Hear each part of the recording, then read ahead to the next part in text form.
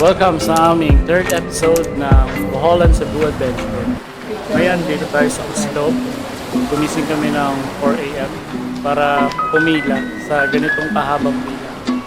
Para lang mauna sa whale shark encounter for Butandi. So, sobrang haba ng pila nung ganun kanina. Parang hanggang kalsada. Yung opinion nyo. Huwag yung dalhin kung maaari. Kasi malalim dito, pag naulog, wala na. So ayun, pinapaliwanag ni Kuya kanina na huwag daw ilabas yung cellphone kasi baka daw pag nahulog is hindi na makuha ulit kasi sobrang lalim daw yung part na yan. So from Pampang kasi nagbangka kami papunta dyan sa part kung saan ayan, lumalango yung mga buto. Tapos bayad nga pala kami ng 500 para dyan. Hindi kasi siya included dun sa tour. So may choice kang hindi pumunta dyan. Tapos ayan, yung lalim pala kasi nung dagat, yung part na yun is 50 meters daw. So pag nahulog talaga yung cellphone mo, wala na talaga. So ayan, bumalik na kami. Saglit lang siya. Siguro around 30 minutes yung whale shark encounter. And magbabangka na kami papunta sa Sumilan Island, Sandbar and Marine Sanctuary.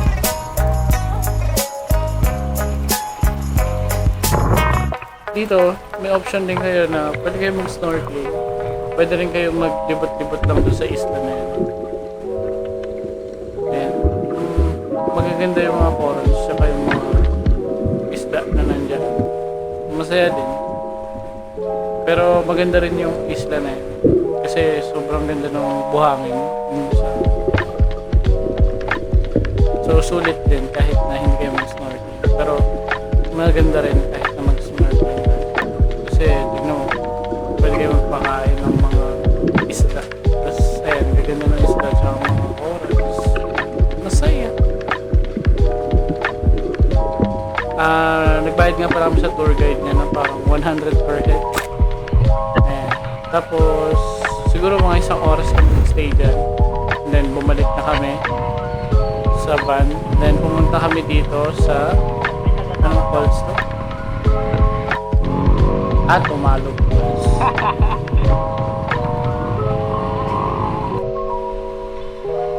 Ayan. So dito hindi ako sure. Nakalimutan ko na kung may binayaran kami dito or wala. Parang nagbigay lang ata ng tip si Chalabs dun sa nag-drone shots ako. Ayan. Drone shot. Kasi yan, ang ganda dyan. Sobrang lamig na. Kasi yan, bumalik na rin kami agad. Saglit na kami nag-stay. Kasi ito yung hotel namin. Hindi, nag-check out na kami sa hotel na yan. Then ngayon, biyahe na kami pabalik sa Cebu City. And then, yan yung Portal na ruins. So nagkasundo kami na hindi na bumaba kasi sobrang init. Kaya na-skip na namin siya. Sinine. Hirap naman sinine. Ito sa kainan na to, nagustuhan ko yung crab meat. Tsaka masarap din yung tortang kalong.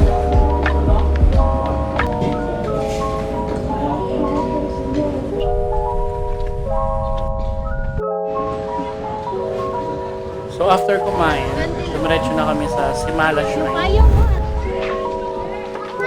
So nung time na to sobrang init. So mas okay na may payo. Pero may nagre-renta naman ng payo.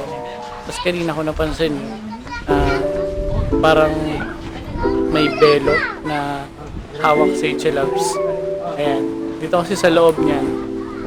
Dito sa loob niyan hindi pwedeng naka-sleeveless or yung mga sexing damitan.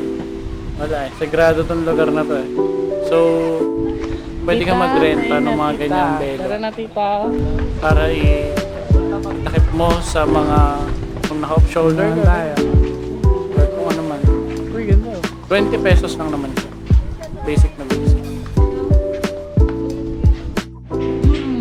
Sa kabila, kaya hindi natin nakita. Dito. Kasi yan, parang mga testimony ba or hindi ko alam kung anong tawag dyan. Pero dun nakalagay yung parang pasasalamat nila. Kasi parang gumaling sila sa sakit nila o somewhat. Ewan. So ganun. Parang ganun. Mas marami yan. Makikita nyo sa mga dingding nakalagay sa mga glass. So miraculous daw na nagpapagaling pag nag-pray. Yung mga patunay nakapit sila. Yun nga yung mga letter na nakita. Tapos ayan, bago kami tuluyan dumiretso sa Cebu City, dito kami sa bilihan ng lechon. Yan, masarap yan. Ako hindi ako lechon enjoyer pero sobrang solid niyan. Napakain ako ng lechon. So yun lang for this episode. And abangan nyo yung next episode ng Bohol and Cebu Adventure natin, which is Cebu City Tour. Kung nagustuhan nyo yung video na to, please like, comment, share, and subscribe.